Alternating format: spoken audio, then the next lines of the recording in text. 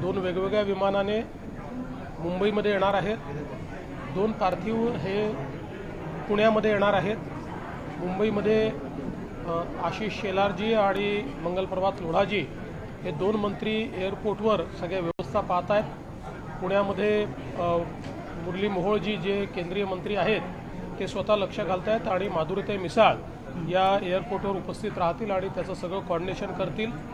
याच्या व्यतिरिक्त आपले जे आपत्ती व्यवस्थापन मंत्री आहेत गिरीश महाजन हे स्वतः श्रीनगरला पोहोचत आहेत। तिथे जाऊन जे आपले पर्यटक तिथे आहेत त्यांचं कोऑर्डिनेशन आपण करतोय। याच्या व्यतिरिक्त ज्यांनी सोशल मीडियाच्या माध्यमातून किंवा SMS च्या माध्यमातून आपल्याशी संपर्क साधला त्या सगळ्यांच्या व्यवस्था आपण केलेल्या आहेत।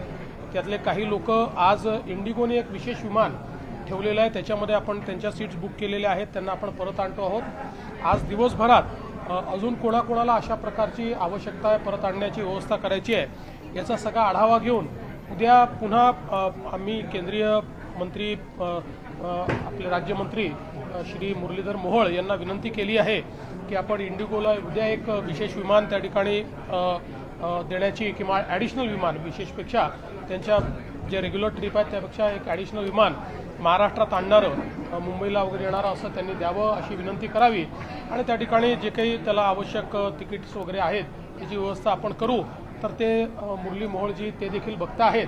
त्यामुळे वेगवेगळ्या ठिकाणी आता सगळे आपले पर्यटक सुरक्षित आहेत, पण एक त्यांच्यात एन्झायटी आहे कारण ही घटना घडल्यामुळे आम्हाला परत कसं लवकर जाता येईल अशा प्रकारचा प्रयत्न आहे। तर त्या दृष्टीने ज्या ज्या व्यवस्था करता येतील बाय रोड असेल किंवा अजून कुठल्या पद्धतीने असेल तर त्या सगळ्या व्यवस्था करण्याचा प्रयत्न आपला चाललेला आहे।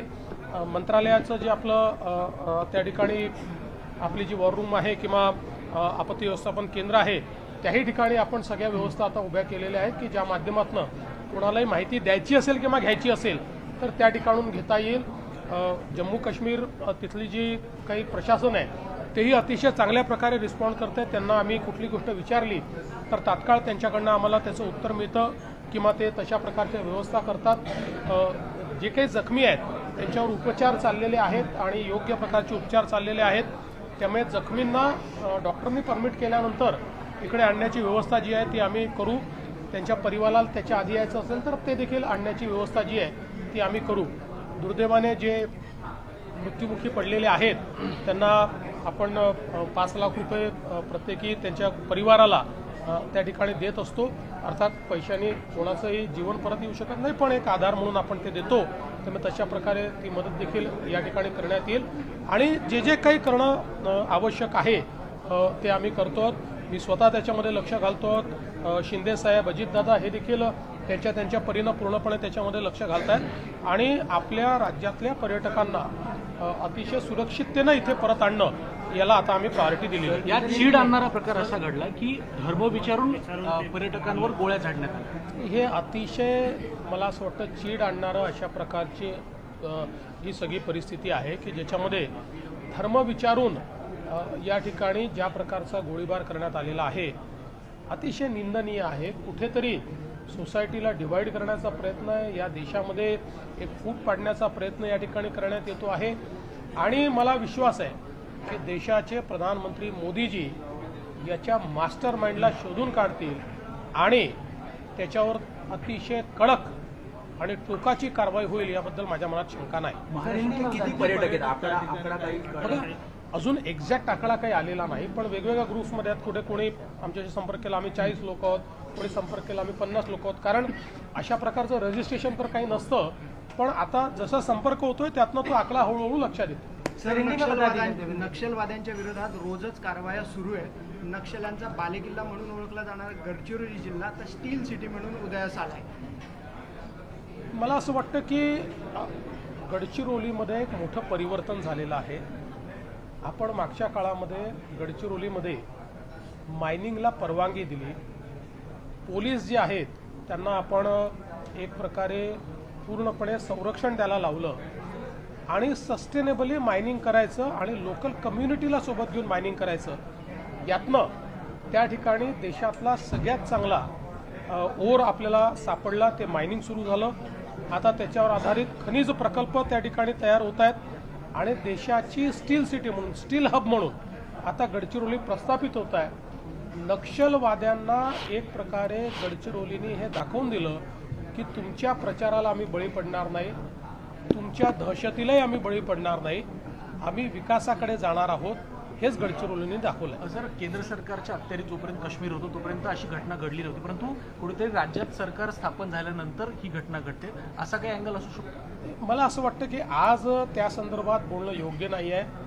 केंद्र सरकार असो की जम्मू काश्मीरचं सरकार असो, आपण सगळे सोबत आहोत। आज ही परिस्थिती जी आहे ती आपल्या लोकांवर, भारतीयांवर झालेला हल्ला आहे, त्यामुळे याच्यामध्ये कुठलंही राजकारण आणण्याचं कारण नाही आहे। हे ठीक आहे की केंद्र सरकारकडे किंवा एलजींकडे जोपर्यंत कारभार होता तोपर्यंत अशा प्रकारचे हल्ले होऊ शकलेले नाहीत, पण हा हल्ला जो आहे हा एक प्रकारे भारतीयांवर झालेला हल्ला असल्यामुळे याच्यामध्ये कुठलाही भेद नाही आहे।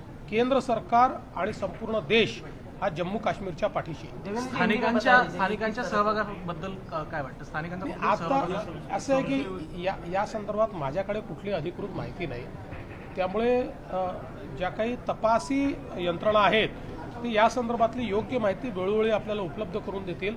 मला माहिती नसताना मी त्याच्यावर बोलणं हे योग्य नाही है। देवेंद्र जी, हिंदी में बता दीजिए, जिस तरह से जम्मू कश्मीर में आतंकी हमला हुआ है और देखिए बहुत ही निंदनीय इस प्रकार का ये हमला हुआ है, और मुझे पूरा विश्वास है कि प्रधानमंत्री जी इसके मास्टरमाइंड को ढूंढकर निकालेंगे और इस प्रकार के इरादों को पूरे तरीके से कुचलने का काम इससे पहले भी प्रधानमंत्री जी ने किया है, अब भी करेंगे। ये एक ऐसा प्रयास है कि जो बहुत ही कायराना इस प्रकार का प्रयास है। अभी ये आतंकवादी देख रहे हैं कि इनको जो लगता था कि 370 के हटने के बाद वो लोग जम्मू और कश्मीर में कुछ न कुछ उल्टा सीधा कर पाएंगे, वो कुछ नहीं कर पाए। उल्टा जम्मू कश्मीर का इतना विकास हुआ, इतने बड़े पैमाने पर पर्यटक वहाँ पर जाने लगे, पर्यटन का व्यवसाय बढ़ा, टूरिस्टों ने वहाँ की अर्थव्यवस्था को बदल दिया।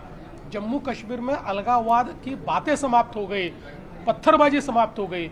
इससे जो लोग एक प्रकार से आहत हुए हैं, जो लोग इसके कारण अपने जो उनकी मानसिकता थी उनकी मानसिकता और उनके मंसूबे खत्म हो रहे हैं, ये देखने के बाद इस प्रकार का हमला उन्होंने किया है।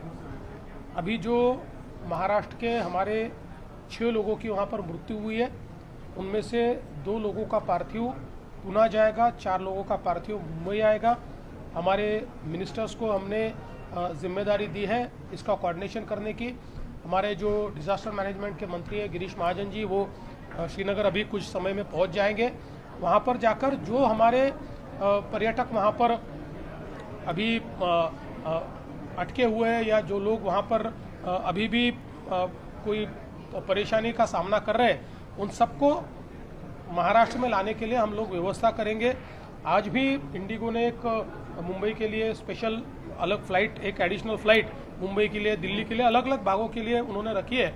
उसमें भी हमने कई लोगों को एडजस्ट करवाया है ताकि वो वापस आ पाए, और हमारा प्रयास होगा कि ये 1-2 दिनों में सबको हम लोग वापस लेकर आए। देखा जाए तो धर्म पूछ करके लोगों को निशाना बनाया गया, ऐसे में ये चीज़ें किस तरह से? बहुत ही निंदनीय है कि धर्म पूछकर वहाँ पर लोगों की हत्या की गई है। एक प्रकार से भारत को डिवाइड करने का ये प्रयास है, भारत में विभाजन तैयार करने का ये प्रयास है। ऐसे प्रयासों को हम लोगों ने फेल करना चाहिए, उसे यशस्वी नहीं होने देना चाहिए, और ये जो तत्व है इन तत्वों को कुचलना चाहिए। आर्थिक मदद किस तरह से आपकी तरफ? देखिए, महाराष्ट्र में जो 6 लोगों की मृत्यु हुई है, हम लोग 5 लाख रुपए हर परिवार को देंगे।